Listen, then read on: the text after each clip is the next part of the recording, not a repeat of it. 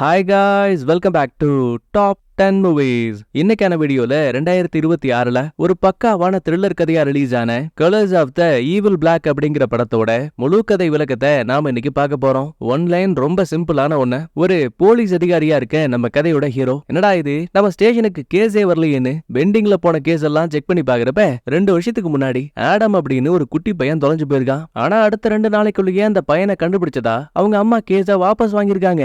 ஆனா விஷயம் அது கிடையாது. பொதுவா ஒரு கேஸ் போலீஸ் ஸ்டேஷனுக்கு வருது அப்படின்னா இங்க இருக்கக்கூடிய கம்ப்யூட்டர்ஸ்லயோ அப்படி இல்லனா டாக்குமெண்ட்ஸ்லயோ அந்த கேஸ் முடிஞ்சதுக்கான டீடைல்ஸ் இருக்கும்ல. அது மாதிரி இந்த ஆடம் சம்பந்தப்பட்ட எந்த ஒரு தகவலும் தெளிவா இல்ல. சந்தேகமா இருக்கேன்னு ஹீரோ அந்த கேஸ் எடுத்து விசாரிக்க அதுக்கப்புறம் தான் கதை சும்மா சூடு பிடிக்க ஆரம்பிக்குது. இது வரைக்கும் தான் ஒன்லைனா சொல்ல முடியும், ஏன்னா கதையை ஸ்பாயில் பண்ண முடியாதுல்ல. ஆனா உங்களோட நேரத்துக்கு நான் கேரண்டி கண்டிப்பா இது ஒரு அண்டர் ரேட்டட் கதையா இருக்கும். சோ ஆரம்பத்துல இருந்து கடைசி வரைக்கும் ஃபுல்லா பாருங்க. மறக்காம லைக் அண்ட் சப்ஸ்கிரைப் பண்ணிட்டு அம்மாவோட நேம்ல பிரேமா நேச்சுரல்ஸ் அப்படின்னு 2 ஹெர்பல் ஹேர் ஆயில் ப்ராடக்ட்ஸை சேல் பண்ணிட்டு இருக்கோம். எல்லா விதமான தலைமுடி பிரச்சனைகளுக்கும் நம்ம கிட்ட சொல்யூஷன் இருக்கு. சோ உங்கள யாருக்காச்சும் வேணும் அப்படின்னா கமெண்ட் செக்ஷன்ல இருக்க வாட்ஸ்அப் நம்பருக்கு ஒரு சின்ன மெசேஜ் போடுங்க. நம்ம சப்ஸ்கிரைபர்ஸ்க்கு சின்ன சின்ன ஆஃபர்ஸும் பண்ணி கொடுக்குறோம். அப்புறம் இன்னொன்னு, இன்ஸ்டாகிராம்ல ஃபாலோ பண்ணாதவங்க அதுக்கான லிங்கையும் கமெண்ட்ல கொடுக்குறேன், மறக்காம ஃபாலோ பண்ணிக்கோங்க. சரி, இப்ப அப்படியே கதைக்குள்ள போலாமா?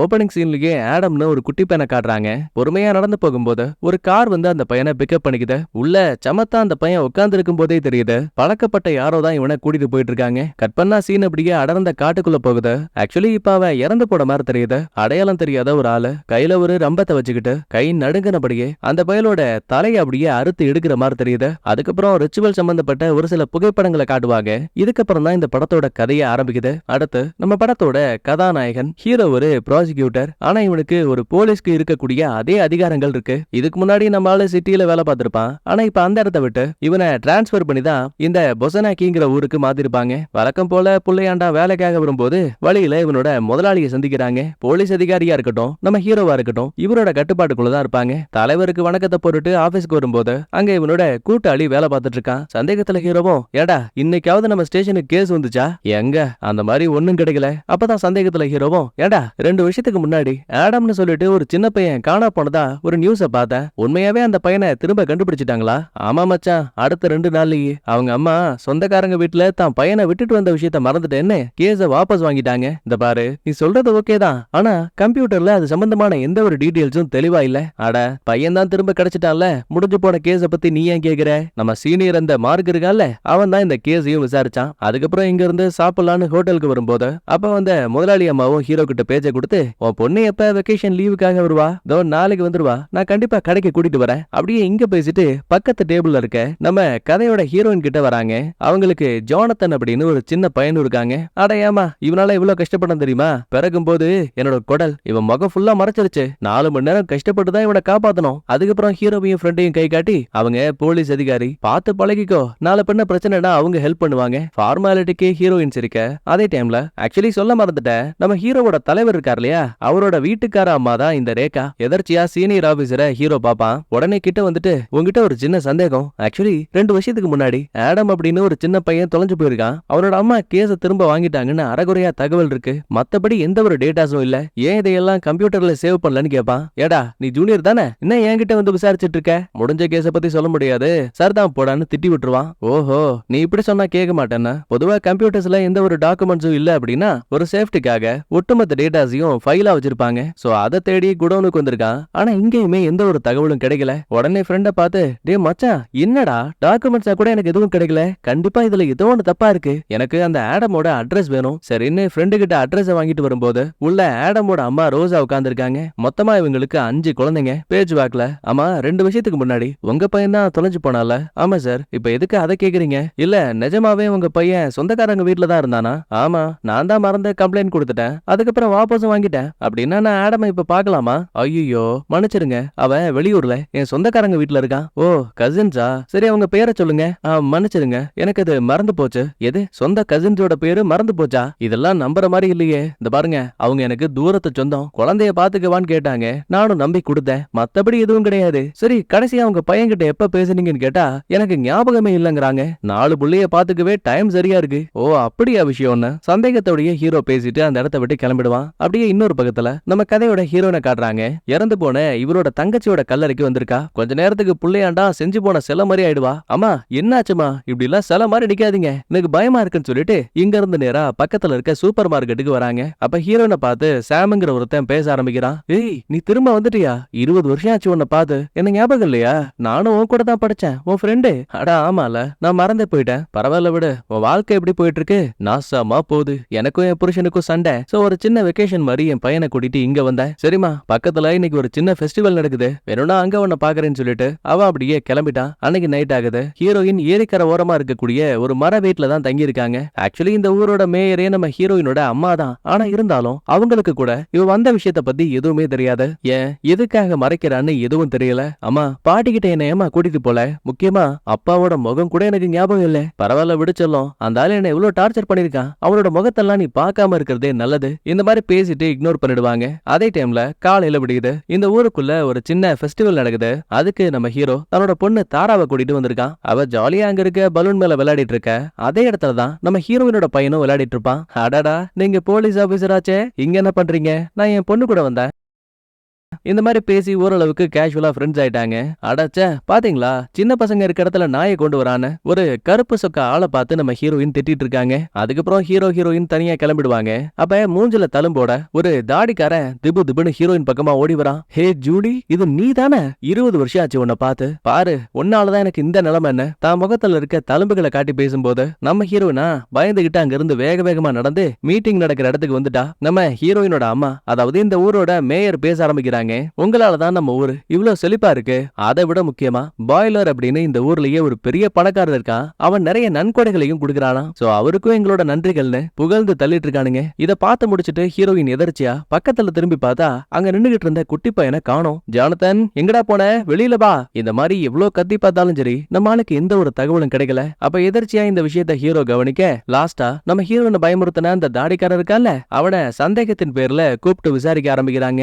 அப்பதான் தாடிக்காரனும், இந்த பாருங்க, 20 வருஷத்துக்கு முன்னாடி நான் அவளை கிஸ் பண்ணிட்டு இருந்தேன். அப்ப அவளோட ஃப்ரெண்ட்ஸ் எல்லாம் என்ன ஒன்னா சேர்ந்து அடிச்சு ஒரு சின்ன நெருப்புக்குள்ள தள்ளி விட்டாங்க. அதனாலதான் என்னோட முகம் வெந்து போச்சு. இதுக்கு ஒரு வகையில அந்த ஜூலியும் காரணம் தானே. அதனாலதான் அவகிட்ட பேச போனேன், மத்தபடி எதுவும் கிடையாது. முக்கியமா ஹீரோயினை பார்த்த அந்த நிமிஷமே நான் நேரா பாருக்கு போயிட்டேன். சந்தேகனா பார்ல போய் விசாரிங்க. இவன் சொல்ற எல்லாத்தையும் கண்மூடித்தனமா நம்ப முடியுமா? அதனால இந்த இடத்தை விட்டு தாடிக்காரன் வீட்டுக்கு வரும்போது அவனோட அப்பா வீல் சேர்ல உட்கார்ந்து இருக்காரு, அம்மா கிடையாது. இப்ப இந்த மனுஷன் என்ன சொல்றாரு? இந்த பாருங்கப்பா, அந்த ஹீரோயின் இருக்காளே, அவளுக்கு சின்ன வயசா இருக்கும்போது முடக்கணம் இருந்தது, அவளால பெருசா அசைய முடியாது, வீல் சேர்லயே தான் உட்கார்ந்துருப்பா. அந்த டைம்ல என் மானங்கட்ட பைய போயிட்டு அந்த புள்ளைய கிஸ் பண்ணிருக்கான். இத பார்த்து ஃப்ரெண்ட்ஸ் எல்லாம் சண்டை போட எதர்ச்சியா தான் அவன் நெருப்புல விழுந்திருக்கான். மத்தபடி ஜூலி மேல எந்த தப்பும் கிடையாதுன்னு ஹீரோயினுக்கு சப்போர்ட் பண்ணி பேசுவாரு. சல்லாட போட்டு சலிச்சாலும் கூட போலீஸுக்கு எந்த ஒரு தடயமும் கிடைக்கல. மன்னிச்சிரு, இப்ப வரைக்கும் உன் பையனை கண்டுபிடிக்கலன்னு சொல்லும் போது அவளுக்குள்ள அழுக தாங்கல. அப்புறம் இன்னொன்னு, ஆபீசர் மார்க் என்கிட்ட சொன்னாரு, உங்க அம்மா தான் இந்த ஊரோட மேயராமே, நீ வந்திருக்க விஷயம் கூட உங்க அம்மாவுக்கு தெரியாத.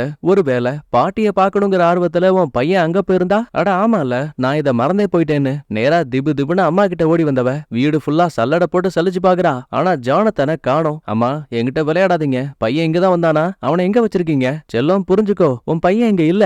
நீ வந்ததே இன்னைக்கு போலீஸ் சொல்லிதான் எனக்கு தெரியும். அட கடவுளேன்னு சொல்லிட்டு ஹீரோயின் புலம்பிக்கிட்டே வெளியில வராங்க. அப்ப பின்னாடியே வந்த பாட்டியும், எப்ப ஹீரோ தம்பி, நான் மேலிடத்துல பேசியிருக்கேன், நாளைக்கு ஆளுங்களை செட் பண்ணி காடு ஃபுல்லா பையனை தேடுவாங்க. பதிலுக்கு ஹீரோவும் தேங்க்ஸ் சொல்ல அடுத்த நாள் காலையில சொன்ன மாதிரியே காடு ஃபுல்லா பையனை தேட ஆரம்பிக்கிறாங்க. அப்படியே இன்னொரு பக்கத்துல ஹீரோயின் ரொம்ப சோகத்துல வாடி போயிருக்காங்க. அப்ப அந்த இடத்துக்கு இதுக்கு முன்னாடியே பார்த்த அந்த சாம் இருக்கான்ல, அவன் நல விசாரிக்க வந்திருக்கான். ஐயோ ஒன்னு செல்லம், உன் பையனுக்கு எதுவும் இருக்காது, எல்லாம் சரியா போயிடும். அப்புறம் இன்னொன்னு, பள்ளிக்கூடத்திலேயே எனக்கு உன் மேல ஒருதலை காதல், இத உங்ககிட்ட சொல்லலாம்னு நினைப்பேன். ஆனா ஃப்ரெண்ட்ஸ் என்ன கிண்டல் பண்ணுவாங்களோ, நான் விலைக்கு போயிடுவேன். இந்த மாதிரி பேசிட்டு அந்த பையன் லைட்டா அரவணைக்கும் போது அவ ஆரம்பத்துல அன்பாதான் நினைப்பா. ஆனா அந்த பைத்தியக்காரன் படாரன்னு முத்தம் கொடுக்க ஆரம்பிச்சிருவான். இல்ல தீவட்டி பயல, என்னடா வேலை பார்த்துட்டு இருக்க? ஒழுங்கு மரியாதையா இந்த இடத்த விட்டு கிளம்புன்னு பயங்கரமா திட்டி விட்டுருவா. மன்னிச்சிரு, உன் பையனுக்காக நான் ஒரு Facebook ஐடி ஓபன் பண்றேன், அவனை பத்தி தகவல் தெரிஞ்சா அந்த ஐடியில யாராவது சொல்லுவாங்கன்னு நல்லவன் மாதிரியே பேசிட்டு கிளம்பிடுவான். அன்னைக்கு நைட்டு சொன்ன மாதிரியே ஐடியா ஓபன் பண்ணிருக்கான். அதுக்கான நோட்டிபிகேஷனும் ஹீரோயினுக்கு வந்திருக்கு. ஆனா புள்ளையாண்டாளுக்கு இங்கதான் இந்த பயபேல சந்தேகமே வருது. ஒருவேளை இவன் தான் தான் புள்ளைய ஏதாவது பண்ணிருப்பான் போலன்னு நைட்டு சத்தமே போடாம நேரா அந்த சாமோட வீட்டுக்கு வருவா. ஆக்சுவலி இவன் ஒரு பெயிண்டிங் ஆர்டிஸ்ட். சோ அது சம்பந்தமான படங்களை வரைஞ்சிட்டு அடுத்து பக்கத்து அறைக்கு வருவான். நம்ம ஹீரோயின் பின்னாடியே போலான்னு பார்த்தா அந்த பைய லைட்டை போட்டுட்டா நேருக்கு நேரா நம்ம ஹீரோயின் நிக்கிறாங்க. துளி கூட யோசிக்காம அந்த பைய பேண்ட கழட்டிட்டு சிரிக்கிறான். ஆனா ஹீரோயினை பார்த்து ரியாக்டே பண்ணல. சோ இப்பதான் விஷயம் புரியுது, இவங்களுக்கு இடையில ஒரு கண்ணாடி இருக்கு. அந்த பைத்தியக்காரனாய் கண்ணாடியை பார்த்தா சிரிச்சிருக்கான். அப்பாடான்னு பெருமிச்சு விட அவன் குளிக்க போனதுமே நம்ம ஹீரோயின் அந்த வீடு ஃபுல்லா சல்லட போட்டு சலிப்பாங்க. எந்த அறையிலையும் ஜானத்தன் இருக்கிறதுக்கான அறிகுறியே இல்ல. அதே டைம்ல வெளியில இருந்து ஏதோ ஒரு கார் வரக்கூடிய சத்தம் கேக்குது. நம்ம ஹீரோயின் பதுங்கி ஒளிஞ்சுப்பாங்க. சரி வந்த வேலை முடிஞ்சு போச்சு, இங்க இருந்து கிளம்பலான்னு வேக வேகமா வெளியில ஓடினா யாரோ ஒரு லேடி உள்ள வந்திருப்பாங்கல்ல, அவங்க கூட பயபுள்ள சம்பவம் பண்ணிட்டு இருக்கான். அதுவும் யாருன்னு நினைக்கிறீங்க? நம்ம ஹீரோயினோட சொந்த அம்மா. அடி தாய் கிளவி, இந்த வயசுல உனக்கு இதெல்லாம் தேவையான்னு திட்டிட்டு இவ அப்படியே கிளம்பிடுவா. கட் பண்ணா காலையில விடியுது. 2வது நாள் தேடுதல் வேட்டையில ஒரு போலீஸ் ஆபீசருக்கு ஒரு சின்ன மண்டை ஓடு கிடைக்குது. உடனே இந்த விஷயத்த ஹீரோ ஜூலி கிட்ட சொல்லும் போது அவ பயந்து ஓன்னு அழுறா. ஏமா அழாதமா, அது ஒரு மக்கி போட மண்டை ஓடு, கண்டிப்பா உன் பையனா இருக்கிறதுக்கு வாய்ப்பு இல்ல. அதுக்கப்புறம் ஹீரோயின் அமைதியாக அப்பதான் சந்தேகத்துல, ஆமா 20 வருஷமா இந்த ஊருக்குள்ள வரவே இல்ல, அதுக்கான காரணம் என்ன? அழுதுகிட்டே அவளும், ஆக்சுவலா சின்ன வயசுல எனக்கு ஒரு தங்கச்சி இருந்தா, அம்மாவுக்கு நாங்க 2 பேரும் சர்ச்சில் பாட்டு பாடணும்னு ஆசை. சோ பாட்டு படிங்கன்னு 2 பேரையும் டார்ச்சர் பண்ணாங்க. நான் அது எல்லாத்தையும் பொறுத்துக்கிட்டேன். ஆனா என் தங்கச்சியால ஒரு லிமிட்டுக்கு மேல ஸ்ட்ரெஸ்ஸ தாங்க முடியல. ஒழுங்கா தூங்காம ஒழுங்கா சாப்பிடாம ஒரு விரக்தியில மருந்து எடுத்து குடிச்சு அந்த பொண்ணு இறந்து போயிட்டா. அந்த ஒரு கோவம் தான் என்ன இந்த ஊருக்குள்ள இருக்க விடல. சோ படிக்க போறேன்னு வெளியூருக்கு போயிட்டு இத்தனை வருஷத்துக்கு அப்புறம் இப்பதான் நான் திரும்ப இங்க வந்திருக்கேன். அப்புறம் யாருக்கும் தெரியாத இன்னொரு விஷயம் இருக்கு. எங்களோட பாடகர் குழுவுல ஒரு சின்ன பையன் இருந்தான். அவனை ஒருத்தன் தப்பா யூஸ் பண்ணிட்டு இருந்தான். அதை கூட நான் சர்ச்சோட பேக் சைடுல பார்த்தேன். அப்படின்னா அந்த சின்ன பையன் யாருன்னு கேட்டா அவனோட பேரு மைக்கேல். ரொம்ப யோசிக்காத, உன்னோட தலைவர் இருக்கார்ல அவரோட பையன் தான். கெட்டுச்சு பொழப்பு. சரி இந்த விஷயத்த வீட்டுல சொன்னியா? எங்க, என் அம்மா கிட்ட சொன்னேன், நம்பவே இல்ல. அப்படின்னா அந்த சின்ன பையனை தப்பா யூஸ் பண்ண ஆள் யாரு? அவனை பத்தி தெரியுமா? இல்ல, நான் அவன் முகத்தை சரியா பாக்கல, எனக்கு எதுவுமே ஞாபகத்துல இல்ல. ஒருவேளை ஜானத்தனோட கேஸுக்கும் இதுக்கும் ஏதாவது சம்பந்தம் இருக்குமோன்னு நேரா ஹோட்டலுக்கு வந்த ஹீரோ, ஏயா என் பொண்ணை இங்க உட்கார வச்சுட்டு போயிருந்தானே, உங்க அம்மா தான் பாத்துக்கிறேன்னாங்க, இப்ப அவ எங்க போனா? சார் மன்னிச்சிருங்க, அம்மா வெளியில போயிருக்காங்க. உங்க பொண்ணு கொஞ்ச நேரம் முன்னாடி வரைக்கும் இங்க தான் உட்கார்ந்திருந்தா. என்ன விளையாடுறியா? அவ எங்க போனான்னு கூட உனக்கு தெரியலையா? சார் இது ஹோட்டல், குழந்தைய பாத்துக்க வேண்டியது ஏன் பொறுப்பு இல்ல. இருடா உன்னை வந்து வச்சுக்கிறேன்னு சொல்லிட்டு திபு திபுன்னு ஹீரோ எல்லா இடத்துலயும் ஓடி தேட ஆரம்பிக்கிறான். நல்ல வேலை ஒரு ஃபேமிலி கூட நம்ம தாரா பார்க்ல விளையாடிட்டு இருக்கா. உடனே குழந்தைய கட்டி பிடிச்சுக்கிட்டு, செல்லும் ஏமா அப்படி பண்ண?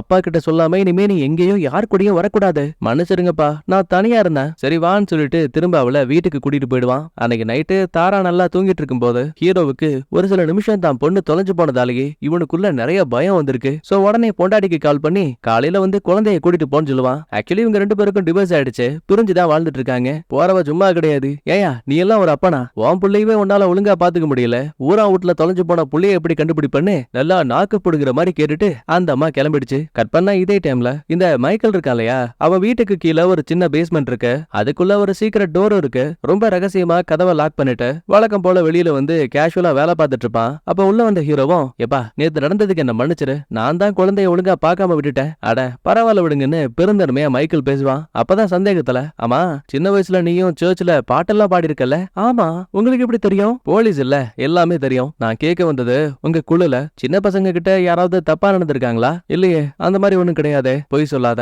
சின்ன வயசுல உன்னையே யாரோ தப்பா யூஸ் பண்ணிருக்காங்க. இந்த விஷயத்த பத்தி ஜூலி தான் என்கிட்ட சொன்னா. அது யாரு என்னங்கிறது உனக்கு தெரியுமா? மன்னிச்சிருங்க, நான் வேலைக்கு போகணும், எனக்கு எதுவும் ஞாபகம் இல்லைங்கிறான். கட் பண்ண அடுத்து ஸ்டேஷனுக்கு வந்த ஹீரோ தலைவர்கிட்ட கிடைச்ச அந்த எலும்பு குடுகளை பத்தி பேச ஆரம்பிக்கிறான். ஆக்சுவலா அடையாளம் தெரியாத அந்த பையனோட தலை துண்டா வெட்டப்பட்டு கால்களுக்கு நடுவுல வைக்கப்பட்டிருக்கு. மார்க் உடனே ஒருவேளை இது மிருகங்களோட வேலையா இருக்குமா? ஏயா எந்த ஊர்லயா மிருகம் கழுத்தை கடிச்சு கொண்டாந்து காலுகிட்ட வைக்குது? என்ன பொறுத்த வரைக்கும் இது ஏதோ ரிச்சுவல் மாதிரி இருக்கு. பிரச்சனை அது மட்டும் இல்ல, 2 வருஷத்துக்கு முன்னாடி தொலைஞ்சு போன ரோசாவோட பையன் அந்த ஆடம் இருக்கான்ல, அவனை பத்தி நான் திரும்ப விசாரிக்க ஆரம்பிச்சேன். அவங்க அம்மா கிட்ட கேட்கும்போது அவங்க சொன்ன பதில்கள் அது ரொம்பவே சந்தேகமா இருக்கு. சோ தயவு செஞ்சு கிடைச்ச இந்த எலும்பு கூடுகளையும் ரோசாவோட சாம்பிள்ஸையும் எடுத்து 2 டிஎன்ஏவும் ஒன்னா இருக்கான்னு மேட்ச் பண்ணி பார்க்கணும். இதை கேட்கும்போது மார்க்குக்கு லைட்டா வைத்த கலகுது. இருந்தாலும் அதை வெளிப்படையா காட்டிக்கல. கூடவே தலைவரும் ஊருக்குள்ள கொலை கொள்ளை கடத்தல் கற்பழிப்பு அப்புறம் சாத்தான வழிபடக்கூடிய கும்பல் இது சம்பந்தப்பட்ட எல்லா டீடைல்ஸையும் எடுங்கன்னு ஒரு சின்ன ஆர்டரும் கொடுக்குறாங்க. அடுத்த சில மணி நேரங்களுக்கு பிறகு ஃப்ரெண்டுக்காரன் உள்ள போந்து, ஆக்சுவலி இந்த மாதிரி தலையை வெட்டி காலுக்கு நடுவுல வைக்கக்கூடிய ரிச்சுவல் பல நூறு ஆண்டுகளுக்கு முன்னாடி இருந்திருக்கு. அந்த டைம்ல ரத்த காட்டேரிகளை மக்கள் நம்பி இருக்காங்க. சோ அதுக்கு பயந்தே இந்த மாதிரி ஒரு சில ரிச்சுவல்ஸ் பண்ணிருக்காங்க. இப்ப என்ன சொல்ல வர, சாத்தான வழிபடக்கூடிய யாரோ தான் இப்ப இந்த ரிச்சுவல்ஸ் பண்றாங்களா? அது எனக்கு தெரியாது. ஆனா சில வருஷங்களுக்கு முன்னாடி அந்த முகத்துல காயம்பட்ட மார்க் இருக்கால, அவனோட அப்பா சவக்குழியை தோண்டிட்டாருன்னு ஒரு சின்ன கேஸ் ஃபைலா இருக்கு. ஏதோ தப்பா இருக்கு என்ன? இப்ப ஹீரோ அவரை விசாரிக்க கிளம்புறான். முக்கியமான இன்னொன்னு இருக்கு. சில வருஷங்களுக்கு முன்னாடி இவர் சர்ச்ல பாட்டு பாட சொல்லி கொடுத்த மாதிரி ஒரு வாத்தியார் வழியும் பார்த்திருக்காரு. கட் பண்ணா ஒரு சின்ன பிளாஷ்பேக்.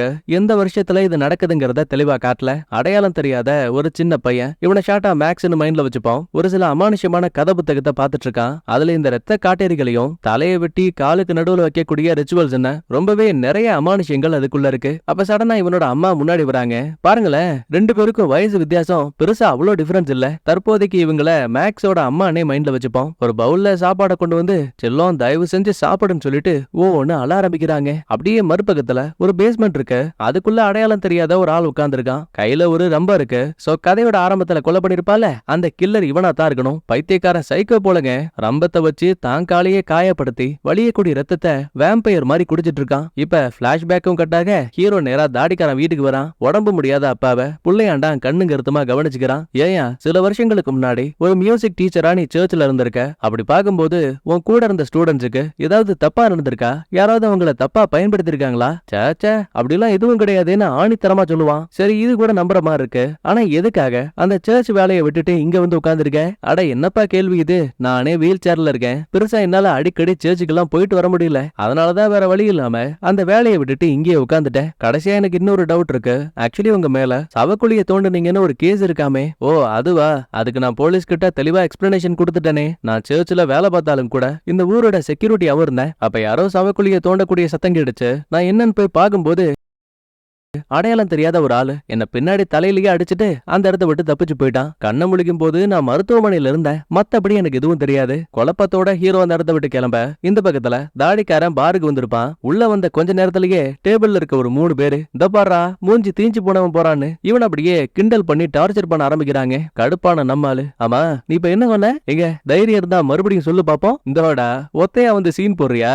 ஆமா, உன் தீஞ்சு போன மூஞ்ச பத்தி தான் பேசின. என்னடா பண்ண முடியும் உன்னால? நல்லா இருந்த தாடிக்காரன் திடீர்னு ஆக்ஷன்ல இறங்கிட்டான். தனியால 3 பேரையும் வெளுத்து வாங்கிட்டு இருக்கான். அந்த பயலுங்க ஒருத்தனால கூட இவனை சமாளிக்கவே முடியல. அப்படின்னா எப்ப இவன் நார்மலா இருப்பான், எப்போ அளவுக்கு அதிகமா கோவப்படுவான்னு நம்மளால கெஸ்ஸே பண்ண முடியாது போல. கட் பண்ண இன்னொரு பக்கத்துல நம்ம ஹீரோயினும் மத்தாளுங்களும் தேடுதல் பணியில இருக்காங்க. காடு ஃபுல்லா சல்லடை போட்டு சலிச்சாலும் கூட இப்ப வரைக்கும் ஜானத்தன் பத்தி எந்த ஒரு தகவலும் கிடைக்கல. அதுக்கப்புறம் ஹீரோ நேரா ரோசாவோட வீட்டுக்கு வரான். கூட இந்த மார்க் ஒரு காப்ல இந்த பர்மா கிடைச்ச அந்த மண்டை ஓட்டோட சாம்பிள்ஸை நாங்க செக் பண்ணி பார்த்தோம். அது உங்க டிஎன்ஏவோட எக்ஸாக்டா மேட்ச் ஆகுது. இல்ல எனக்கு புரியல, இப்ப என்ன சொல்ல வரீங்க? அதாவது கிடைச்ச அந்த மண்டவோட உங்க பையன் ஆடமோடத. சார் என்ன பேசிட்டு இருக்கீங்க? நீங்க தானே சொன்னீங்க ஒரு ஃபேமிலி என் குழந்தைய அடாப்ட் பண்ணிட்டாங்க, அவங்க கிட்ட ஆடம் சேஃபா இருப்பான்னு. இப்ப என்னமோ இறந்து போயிட்டான்னு சொல்றீங்க? ஐயோ, நான் இப்பமா அப்படி சொன்னேன்னு போலீஸ்கார மார்க் நடுங்க ஆரம்பிக்கிறான். சந்தேகத்துல ஹீரோவும், மேடம் ஒரு நிமிஷம் இருங்க, உங்க பையனை யாரோ ஒரு ஃபேமிலி கிட்ட கொடுத்து அவன் பாதுகாப்பா இருப்பான்னு உங்ககிட்ட போய் சொன்னாரா? மேடம் மறைக்க வேண்டிய அவசியம் கிடையாது, உண்மையை சொல்லுங்க, அப்பதான் என்னால உங்களுக்கு ஹெல்ப் பண்ண முடியும். மார்க் தலையை காட்டினதுமே இல்ல இல்ல அவர் அந்த மாதிரி சொல்லல, நானா தான் ஏதோ பண்ணிட்டேன், எனக்கு மனநோய் இருக்குன்னு இந்த அம்மா அப்படியே பிளேட்ட மாத்திருச்சு. பயங்கர கோவத்தோட திரும்ப ஸ்டேஷனுக்கு வந்த ஹீரோ அங்க இருக்க தலைவர்கிட்ட, எப்பா பாதிக்கப்பட்ட ஒரு லேடி கிட்ட இந்த மார்க் மிரட்டி பேசிருக்கான், அவங்கள பொய் சொல்ல வைக்கிறான், இதெல்லாம் நியாயமே கிடையாதுன்னு ஆர்கியூ பண்ணும்போது பதிலுக்கு மார்க்கும், தலைவரே இவன் பொடி பையன், இவனுக்கு கேஸ பத்தி எதுவும் தெளிவா தெரியல, நினைச்சு பாருங்களேன், புள்ளைய காணோன்னு கேஸ கொடுத்த அந்த அம்மா அடுத்த 48 மணி நேரத்துல என் குழந்தை கிடைச்சிருச்சுன்னு கேஸ திரும்ப வாபஸ் வாங்கியிருக்காங்க. அப்படின்னா என்ன அர்த்தம்? அவங்க ரொம்ப தெளிவா தான் எல்லாத்தையும் பண்ணிருக்காங்க. உண்மையாவே அவங்களுக்கு மனநோய் தான் இருக்கும் போல, அதான் இப்படி எல்லாம் நடக்குதுன்னு ரொம்ப ஈஸியாவே இந்த பையன் டாபிக்க முடிச்சிட்டான். அதுக்கப்புறம் ஹீரோவும், எனக்கு சர்ச்சோட தலைவரை பார்க்கணும், ஒருவேளை அவங்கள பார்த்து விசாரிச்சா அந்த சின்ன பசங்களை தப்பா பயன்படுத்தின ஆள் யாருங்கிறது தெரிய வரும். தலைவர் ரொம்ப சிம்பிளா, இந்த பாரு ஜூலி சின்ன வயசுல பார்த்ததா சொல்றா, அதுக்கான ஆதாரம் என்ன இருக்கு? ஒரு சர்ச்சுக்குள்ள இந்த மாதிரிலாம் போய் விசாரிக்க முடியாதியா? வேற ஏதாவது செக் பண்ணி பாரு. ஆனா ஹீரோ இவங்க யாரு பேச்சையும் கேட்கவே இல்ல. தனியாலா நேரா சர்ச்சுக்கு வருவான். அங்க ஃபாதர் உட்கார்ந்து இருப்பாரு. உங்ககிட்ட நான் கொஞ்சம் விசாரிக்கணும். ஆக்சுவலி 20 விஷயத்துக்கு வருஷத்துக்கு முன்னாடி இங்க பாட்டு பாடிட்டு இருந்த சின்ன பசங்க கிட்ட யாரோ ஒருத்தன் தப்பா நடந்திருக்கான். அத பத்தி உங்களுக்கு ஏதாச்சும் தெரியுமா? ஓ, அந்த விஷயமா?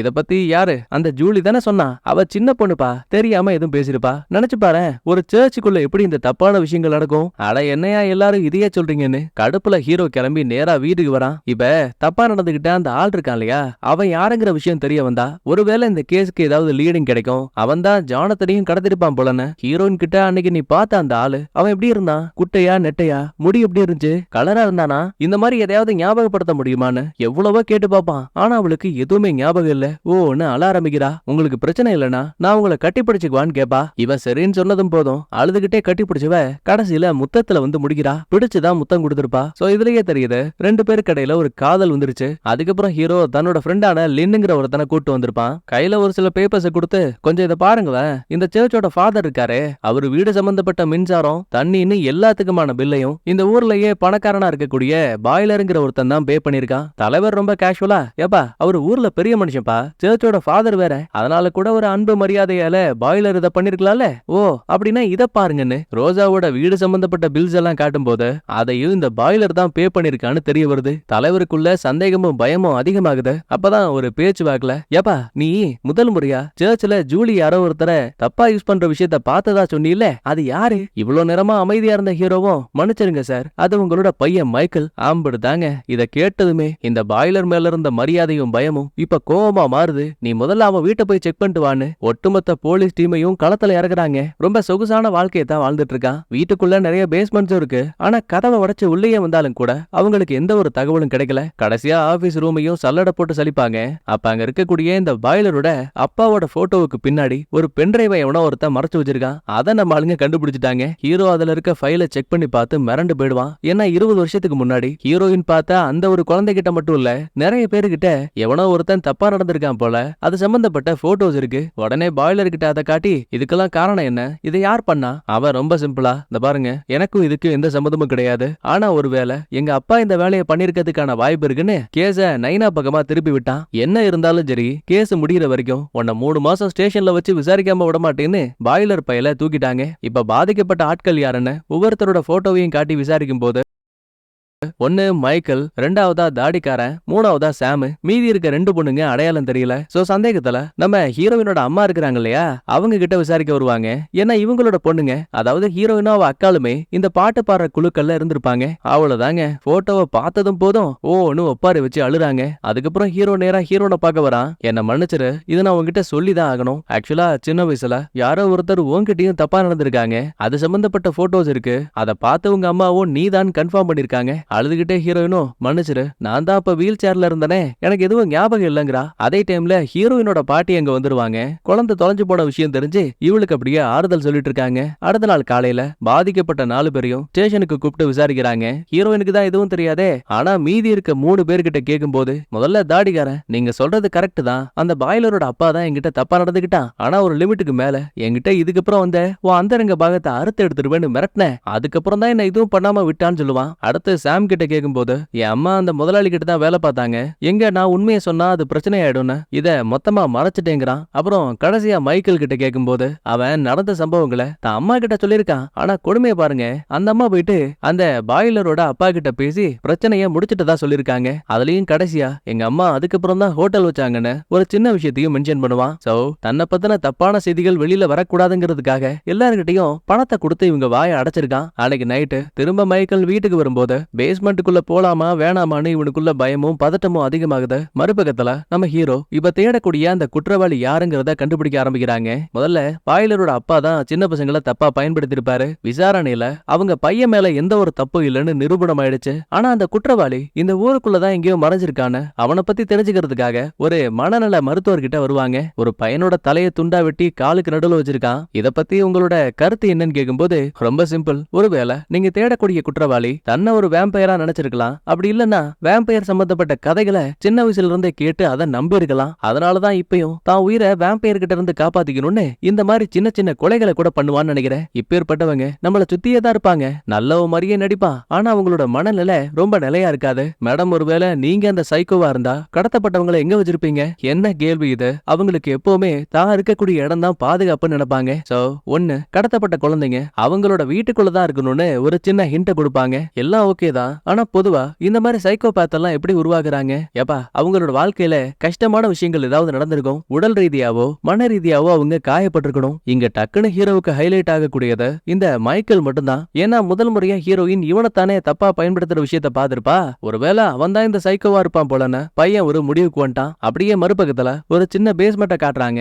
இங்கதான் நம்ம ஜானத்தனை அடைச்சு வச்சிருக்கான். கையில ரம்பத்தை எடுத்துக்கிட்டு நேரா ஜானத்தன் கிட்ட வந்தவன் ரம்பத்தை எடுத்து அந்த பயலோட கழுத்துல வைக்கிற மாதிரி தெரியுது. ஒரு பக்கம் ஹீரோயின் சோகமா சர்ச்சில் உட்கார்ந்து இருப்பாங்க. அப்ப மேல சின்ன பசங்களுக்கு இந்த மைக்கேல் பையன் பாட்டு கிளாஸ் எடுக்கிற மாதிரி தெரியுது. அதே டைம்ல கரெக்டா ஹீரோ கால் பண்ணி இந்த மாதிரி மைக்கேல் மேல சந்தேகமா இருக்கு, கொஞ்சம் வெயிட் பண்ணு, நாங்க வந்துட்டு இருக்கோம்னு சொல்லும் போது ஹீரோயினுக்கு பொறுமை இல்ல. புள்ளைக்கு ஏதாவது ஒன்னு ஆயிடுமோங்கிற பயத்துல ஆள் இல்லாத நேரம் பார்த்து அவ வீட்டுக்கு வந்தவ வீட்டோட பேஸ்மெண்ட்டுக்கு போறதுக்கு ஒரு சின்ன டோர் இருக்கு. சோ அந்த விண்டோ வழியா உள்ள வந்தவ அங்க ரகசிய கதவு இருக்க விஷயத்த கவனிக்கிறா. திறக்க முடியல, பூட்டு போட்டிருக்கு. உடைக்கலாம் ட்ரை பண்ணும்போது அங்க இருந்த லைட்ஸ் எல்லாம் ஆன் ஆகுது. திரும்பி பார்த்தா மைக்கேல் பையன் வந்து நிக்கிறான். ஐயோ மாட்டிக்கிட்டோமேன்னு கையில கிடைக்கிற பாட்டில் கண்ணாடின்னு எல்லாத்தையும் எடுத்து வீசுவா. ஆனா அவன் ரொம்ப சிம்பிளா அந்த புள்ளைய வளைச்சு புடிச்சு கொல்ல போறான்னு நினைச்சா அதான் கிடையாது. அந்த ரூமுக்கான சாவியை கையில கொடுக்குறான். தாராளமா பாத்துக்கொண்டு கதவையும் திறந்து விடுவான். வேகமா உள்ள போனவ விரக்தியோட திரும்ப வெளியில வரா. அப்ப ஹீரோவோட கேங்கும் வந்துட்டாங்க. என்னாச்சு, உள்ள ஏதாவது பாத்தியான்னு கேட்டா நாம தேடக்கூடிய கொலைகாரன் இவ இல்லங்கறா. அப்படி என்னத்த பார்த்து தொலைஞ்சான்னு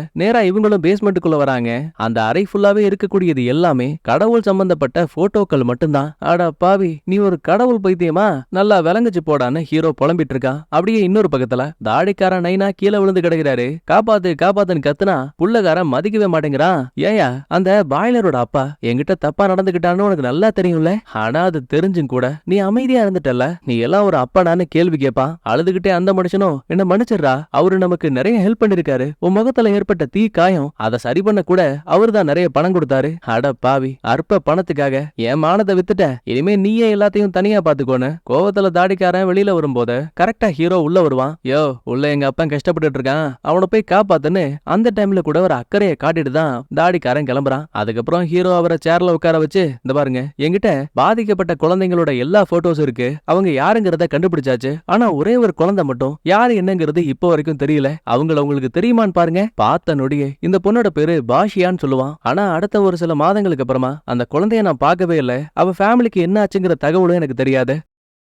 மன்னிச்சிரு, நான் என் பையனுக்கும் சரி என்ன நம்பி இருந்த குழந்தைகளுக்கும் சரி நடந்த உண்மை தெரிஞ்சும் நான் அமைதியா இருந்துட்டேன். அப்படி இப்படின்னு ஓன் அழுறான். நீ பண்ண தப்புக்கு உன் மனசாட்சியே உன்னை கொல்லட்டும்னு திரும்ப ஸ்டேஷனுக்கு வந்த ஹீரோ பாஷியாங்கிற பொண்ணை பத்தின டேட்டாஸ் எங்க இருக்குன்னு ஃபுல்லா தேட சொல்லுவான். கூடவே இந்த ரத்த காட்டறிகள் சம்பந்தமா கதையில வேற ஏதாவது என்கிட்ட சொல்ல மறந்துட்டியான்னு கேட்கும்போது அப்பதான் இந்த ஃப்ரெண்டுகார பையன் ஒரு கதையை சொல்லுதான். பொதுவா ரத்த காட்டறிகளுக்கு பயந்து தலையை வெட்டி காலுக்கு நடுவுல வைக்கிற ரிச்சுவல்ஸ் எல்லாம் ஓகே தான். ஆனா அதை விட முக்கியமானது, ஒரு குழந்தை பிறக்கும் போது அந்த குழந்தையோட தலைய கர்ப்பப்பை ஃபுல்லா கவர் பண்ணிக்கிட்ட மாதிரி பிறந்தாங்க அப்படின்னா அது ஒரு கெட்ட சகனமா. ஒண்ணு, அந்த புள்ளையாண்டான் கதையை முடிக்கணும். அப்படி இல்லன்னா ரத்த காட்டேரி வரும் அப்படின்னு ஒரு நம்பிக்கை இருந்திருக்கு. ஹீரோவுக்கு இங்கதான் இதை கேட்டதுமே சம ஷாக்கு. ஆக்சுவலா முதல் முறையா ரெஸ்டாரண்ட்ல கேஷுவலா ரேகா கிட்ட நம்ம ஹீரோனும் இந்த மாதிரி என் குழந்தை கர்ப்பப்பை ஃபுல்லாவே தலையில கவர் பண்ண மாதிரி தான் பிறந்தான்னு சொல்லிருப்பாங்கல்ல. ஃப்ரெண்டுகாரன் சொன்ன அந்த சாபத்துக்கு ஏத்த மாதிரி தான் ஜானத்தன் பிறந்திருக்கான். அதே டைம்ல அங்க சாப்பிட்டுக்கிட்டு இருந்த ஒரு ஆளு கையில இருந்த தட்டையும் தொப்புன்னு கீழே போட்டிருப்பான். என்னன்னு ஹீரோ எதர்ச்சியா திரும்பி பார்க்கும்போது பக்கத்துல ஒரு நாய் இருந்திருக்கும்.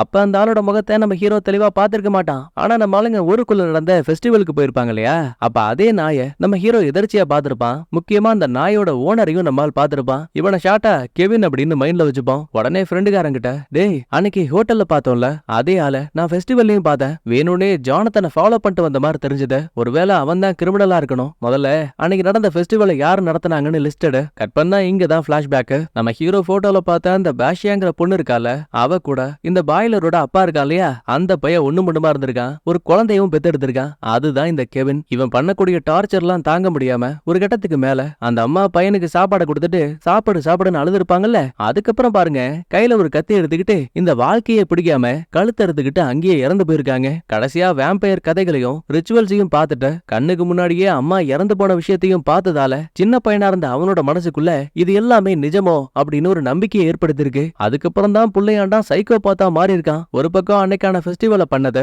இந்த கெவின் தான் சொல்லிட்டு நேரா அவனோட வீட்டு அட்ரஸ்க்கு கிளம்புறாங்க. அதே டைம்ல அவனுக்கு மறுபடியும் வித்தியாசமான வாய்ஸ் எல்லாம் கேக்குது. அதாவது இறந்து போன அம்மாவோட குரல். சோ பித்து பிடிச்ச மாதிரி கையில ஒரு ரம்பத்தை எடுத்துக்கிட்டு இவன் ஒரு பக்கத்துல கிளம்பிட்டு இருக்கான். கொஞ்ச நேரத்துக்கு அப்புறமா ஹீரோவோட போலீஸ் டீமும் கரெக்டா வீட்டுக்கு வந்துட்டாங்க. கையில கன்ஸ் எல்லாம் வர வச்சிருக்கானுங்க. சல்லடை போட்டு தேடி பாக்குறாங்க. ஆனா வீட்டுல ஒரு பயல கூட காணோம். பேஸ்மெண்ட்ல இங்க யாரையோ அடைச்சு வச்சதுக்கான அடையாளம் மட்டும் இருக்கு. அடைச்ச கிடைச்ச எல்லாத்தையும் விட்டுட்டமேனு ஹீரோ குழப்பத்துல இருக்கும் போதுதான் சடனா காட்டுக்குள்ள நாய் கத்தக்கூடிய சத்தம் கேக்குது. மொத்த பேரும் உள்ள ஓடி வந்து பார்க்கும்போது கண்ணு கெட்ட தூரத்திலேயே இந்த கெவின் மரத்துல கைத்த போட்டு ஏதோ ஒண்ணு பண்ணிட்டு இருக்கான். பாதுகாப்புக்காக அந்த பயலோட தோள்பட்டையில சுற்றுவாங்க. கூடவே பக்கத்துல ஒரு சின்ன பையனோட உடல் இருக்கு. தலைய கவர் பண்ணிருக்கு. சோ ஒருவேளை அந்த பையன் இறந்துட்டான் போலன்னு பயத்தோட துணியை விளக்குறாங்க. அதுக்கப்புறம் ஆம்புலன்ஸ்லயும் அங்கிருந்து அனுப்பி வைக்கிறாங்க. விஷயம் தெரிஞ்சு அந்த இடத்துக்கு ஹீரோயினும் வந்துருவாங்க. என் பையன் எங்க, அவனுக்கு என்னாச்சுன்னு கேட்கும்போது நல்ல வேலை உண்மையாவே அந்த பையன் சாகல. கடைசி நிமிஷத்துல நம்ம ஹீரோவும் போலீஸ் டிபார்ட்மெண்ட்டும் காப்பாத்திருக்காங்க. ஓன்னு கட்டி பிடிச்சு இவ ஒரு பக்கத்துல அழுக. அப்படியே ஆம்புலன்ஸ்குள்ள இந்த கெவினை பாருங்களேன், குண்டடிப்பட்டவன் ஒரு வார்த்தை பேசல, கண்ணீர் வரல, ஏதோ பேய் மாதிரி உட்கார்ந்து இருக்கிறான். பக்கத்துல இருக்க போலீஸ்கார இதை பார்த்து ஏடா நீ என்ன அவ்வளவு பெரிய புடிங்கன்னு மூஞ்சா குத்திட்டு இருக்கான். ஒரு வழியா கேஸ முடிச்சாச்சு, குற்றவாளிக்கு தண்டனை வாங்கி கொடுத்தாச்சுன்னு நினைக்கும் போது அங்கதான் ஹீரோ இன்னொரு ட்விஸ்ட வைக்கிறான். பொதுவா ஒரு கேஸ் போலீஸோட கைக்கு வருதுன்னா அது முடிஞ்சிருச்சா இல்லையாங்கிறத தலைவர் பையன் தான் கண்காணிக்கணும். அப்படி பார்க்கும்போது 2 விஷயத்துக்கு முன்னாடி தொலைஞ்சு போன அந்த ஆடம் சம்பந்தப்பட்ட ஃபைல் எதுவுமே இந்த கம்ப்யூட்டர்ல இல்ல. அதுக்கு காரணம் மார்க் பையன் பாய்லர் அப்பா கிட்ட பணத்தை வாங்கிட்டு அவருக்கு வேலை பார்த்திருக்கான். ஆனா ஒரு தலைவரா இந்த விஷயத்தை கவனிச்சிருக்கணும்ல, அதை பண்ணாம விட்டதுக்கான காரணமும் அதே பாய்லர் அப்பா கிட்ட இந்த ஆளு லஞ்சம் வாங்கியிருக்காங்க. மொத்த உண்மைகளையும் ஹீரோ போட்டு உடைக்க தக்காளி நீ ஜெயிலுக்கு போறது கன்ஃபார்ம் பண்ணு இவரோட கையிலையும் விளங்க மாட்டிட்டானுங்க. ஒரு வழியா பிரச்சனைகள் எல்லாம் முடிவுக்கு வர அன்னைக்கு நைட்டு ஹீரோ நேரா ஹீரோயின் வீட்டுக்கு வரான். அவ ஜம்மனு ட்ரெஸ் போட்டு ரெடியா நிக்க அப்புறம் என்ன 2 பேரும் சம்பவத்தை பண்ண போறாங்க. இவங்க 2 பேரும் கல்யாணம் பண்ணிக்கிட்டு குடும்பமா வாழ போற மாதிரி காட்டி அப்படியே இந்த இடத்துல சூப்பரா படத்தையும் முடிக்கிறாங்க. நான் சொன்ன இந்த கதை உங்களுக்கு பிடிச்சிருக்குன்னா லைக் பண்ணுங்க, உங்க ஃப்ரெண்ட்ஸ் அண்ட் ஃபேமிலிக்கு ஷேர் பண்ணுங்க. நான் உங்களை அடுத்த வீடியோல பாக்குறேன். Bye bye, thank you, love you all.